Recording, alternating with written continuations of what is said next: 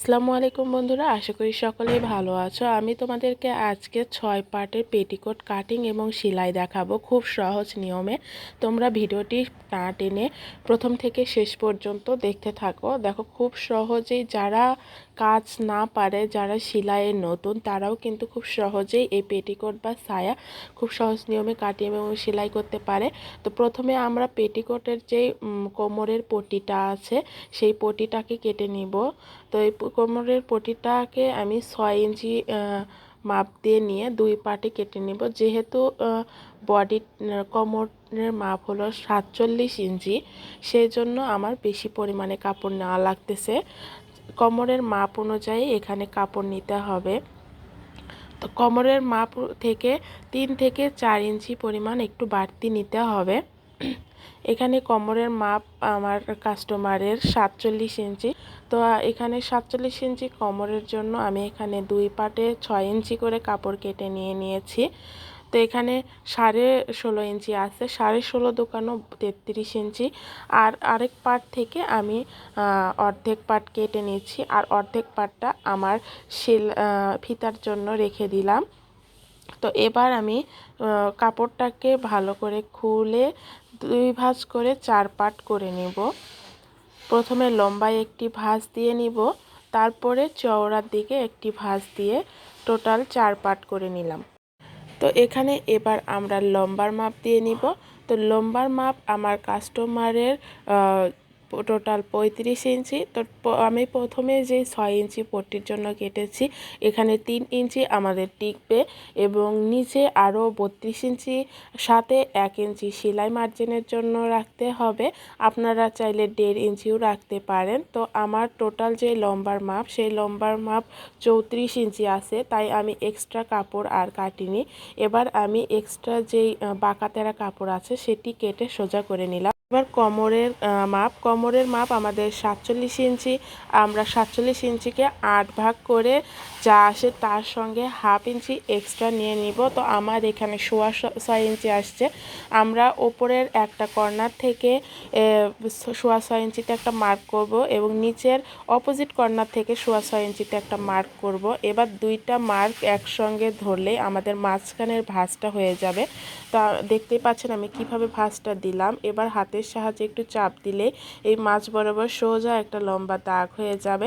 এই দাগটা কিন্তু দেওয়া খুব সহজ, এতে পাকা তারা হওয়ার সম্ভাবনা নাই। তো আমি চক দিয়ে আরেকবার একটা মার্ক করে নিলাম। এবার আমি কেচির সাহায্যে এই লম্বা যে দাগটা আমি দিয়ে নিয়েছি, এই দাগ বরাবর ভাঁজ বরাবর আমি সুন্দর করে কেটে নিব। তো আমার এখানে জায়গা অনেক ছোট, যার কারণে আমি পুরোটাই দেখাইতে পারছি না আপনাদেরকে, কিন্তু আমি যেভাবে দেখাচ্ছি, যতটুকু দেখাচ্ছি, ইনশাআল্লাহ আশা করি আপনারা এইটুকুর মাধ্যমেই ভালোভাবে আমার কাটিংটা ভালোভাবে দেখতে পাচ্ছেন এবং বুঝতে পারছেন। আর আমি তো মুখে বলেই দিচ্ছি কোথায় কত নিচ্ছি। তো ওপরে যে জোড়া ভাঁজটা আছে সেটা আমি কেচির সাহায্যে কেটে নিব। এভাবে আমাদের 8 ভাঁজে 6 পার্টের সায়া বা পেটিকোট যেটাই বলেন না কেন আমাদের কাটিং হয়ে গেল। তো বড় একটা যে পার্ট আছে এটা মাঝখানে রেখে ছোট ছোট পার্ট আমাদের হবে 4টা এবং বড় পার্ট হবে 2টা। তো ছোট 2টা পার্ট আমরা বড় পার্টটা মাঝখানে রেখে ছোট 2টা পার্ট দুই পাশে দিব, দিয়ে সেলাই করে নিব। তা এইভাবে আমরা 2টা পার্ট কমপ্লিট করব।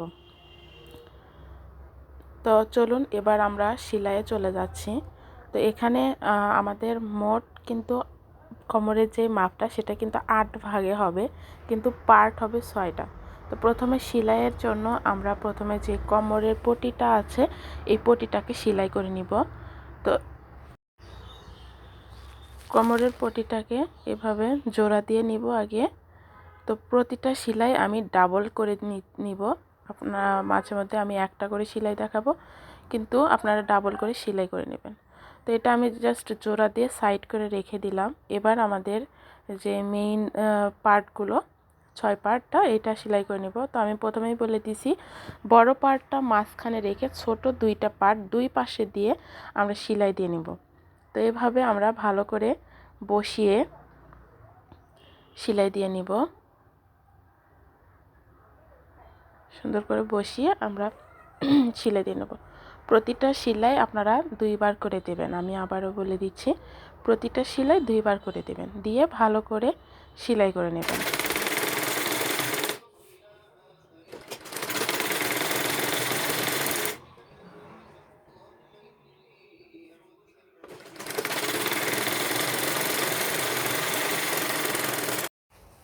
ঠিক সেমভাবে আমরা অপর পার্টটাও সেলাই করে নেব।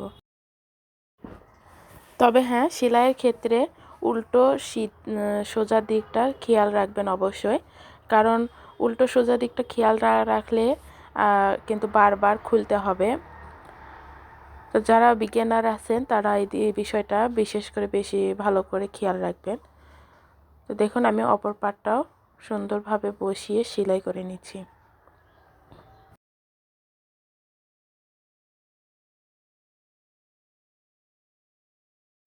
আমি অফ ক্যামেরায় দ্বিতীয় পার্টটাও এইভাবেই সেমভাবে সেলাই করে নিয়েছি। এবার 2টা পার্ট আমি একসঙ্গে জোড়া লাগিয়ে নিব। সোজা পাশটা ভিতর দিকে, 2টারই সোজা পাশ ভিতর দিকে রেখে উল্টো পাশ বাহির দিকে রেখে আমি প্রথমে এক সাইডের সেলাইটা আমি সোজাসুজিভাবে ওপর থেকে নিচ পর্যন্ত দিয়ে নিব।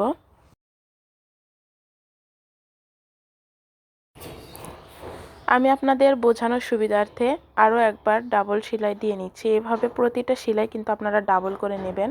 আমি প্রতিটা সেলাই ডাবল করে নিয়েছি। তো লং ভিডিও অনেকেই দেখতে চান না, যার কারণে আমি শর্ট করে দেখে বোঝানোর চেষ্টা করছি। তো এখানে যে সাইড ফাড়াটা থাকবে সেটা আমি 5 ইঞ্চি পরিমাণ রেখেছি, আর ওপরে 3 ইঞ্চি পরিমাণ, টোটাল 8 ইঞ্চি পরিমাণ সাইড ফাড়া থাকবে। তো 5 ইঞ্চি পরিমাণ সাইড আমি ফাঁকা রেখে তারপরে থেকে সেলাইটা ওপর থেকে নিচ পর্যন্ত দিয়ে নিব। এভাবে সুন্দর করে আমি সেলাইটা ওপর থেকে নিচ পর্যন্ত দিয়ে নিব। এবার ওপরের যে সাইড ফাড়াটা আছে এটা আমি হাতের সাহায্যে এভাবে ভাঁজ দিয়ে ভালো করে সেলাই দিয়ে নিব। ডাবল ভাঁজ দিয়ে সেলাই দিয়ে নিব।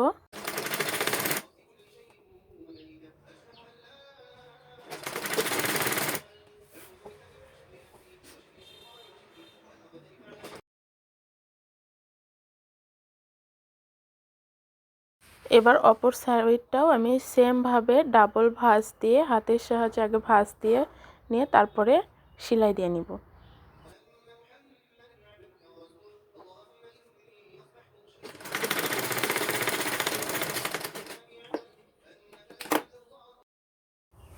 দেখুন ফিনিশিংটা কত সুন্দর আসছে।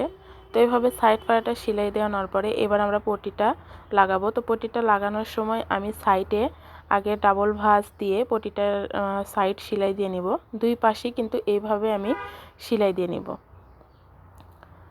সেলাইটা অবশ্যই ডাবল করে নেবেন, এতে করে সেলাই টেকসই হয় এবং খুলে যাওয়ার সম্ভাবনা খুব কম থাকে। তো এভাবে 2টা পাশে আমি ডাবল ভাঁজ দিয়ে এভাবে সেলাই দিয়ে নিব।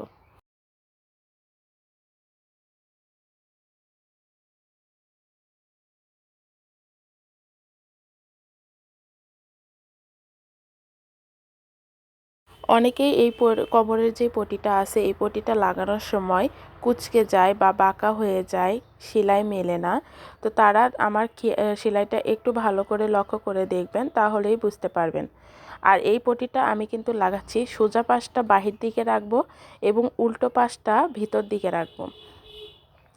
রেখে আমি এভাবে 2টা পার্ট ধরে এভাবে সোজা করে সেলাই দিয়ে নেব।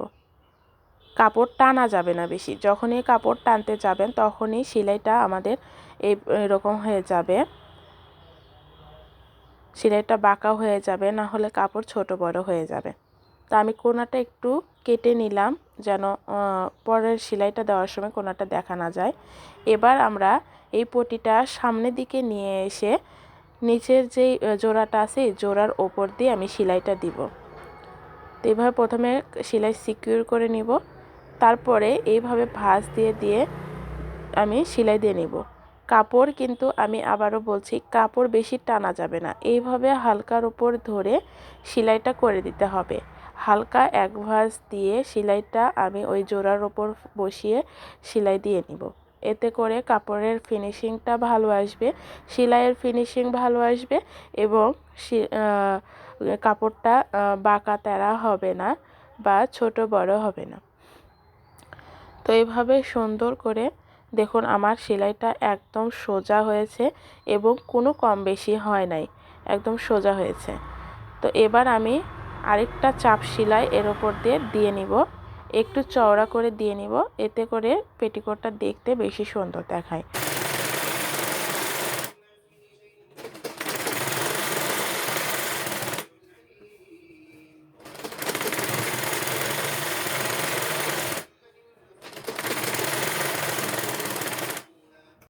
আমাদের সেলাই মোটামুটি শেষ। এবার আমরা নিচের দিকে যাব। তো নিচের যে ঘেরটা আছে এটা আমি 1 ইঞ্চি পরিমাণ রাখবো। তো এইভাবে 1 ইঞ্চি পরিমাণ ভাঁজ দিয়ে, তো আপনারা চাইলে বেশিও রাখতে পারেন, কিন্তু এর থেকে বেশি বা এর থেকে কম ভাঁজে সেলাই করলে চওড়াটা করলে আমার কাছে দেখতে পার্সোনালি ভালো লাগে না। তো 1 ইঞ্চি বা 1.25 ইঞ্চি পরিমাণের মধ্যে এই ভাঁজটা রাখলে সেলাই পেটিকোটটা দেখতে সুন্দর দেখায়।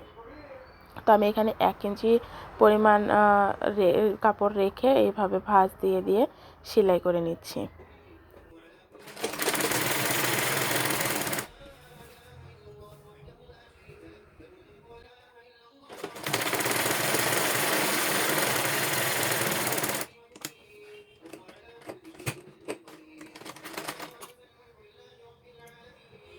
এভাবে সেলাই দেওয়া হয়ে গেলে আমরা এক্সট্রা সুতা কেটে নিব। এবার নিচ দিয়ে একটা চাপ সেলাই দিয়ে নিব, একদম নিচ দিয়ে গা ঘেঁষে একটা চাপ সেলাই দিয়ে নিব।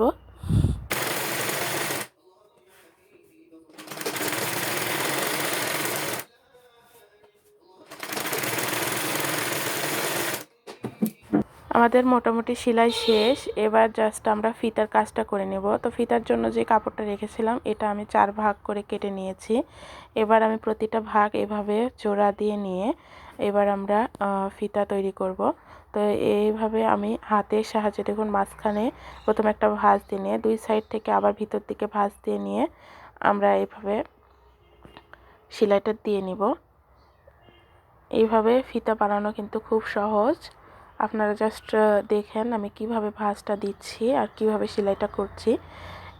তো আমাদের ফিতা তৈরি হয়ে গেলে আমাদের একটি পেটিকোট তৈরি করা শেষ হয়ে যাবে।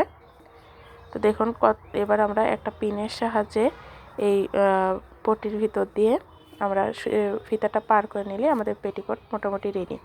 তো আমার এই কাটিং এবং সেলাই ভিডিওটি আপনাদের কাছে কেমন লেগেছে অবশ্যই কমেন্টের মাধ্যমে জানাবেন। আর যদি আমার Facebook page Khadija's creative world থেকে দেখে থাকেন তাহলে ফেসবুক পেজটি ফলো দিয়ে পাশে থাকবেন। আর যদি আমার ইউটিউব চ্যানেল থেকে দেখে থাকেন তাহলে চ্যানেলটি সাবস্ক্রাইব করে পাশে থাকবেন আর বেল আইকনটি প্রেস করতে কিন্তু ভুলবেন না। আর অবশ্যই আমাকে কমেন্টের মাধ্যমে জানাবেন আপনারা আর কি ধরনের ভিডিও আমার থেকে দেখতে চান। তো সবাই ভালো থাকবেন, সুস্থ থাকবেন। আসসালামু আলাইকুম।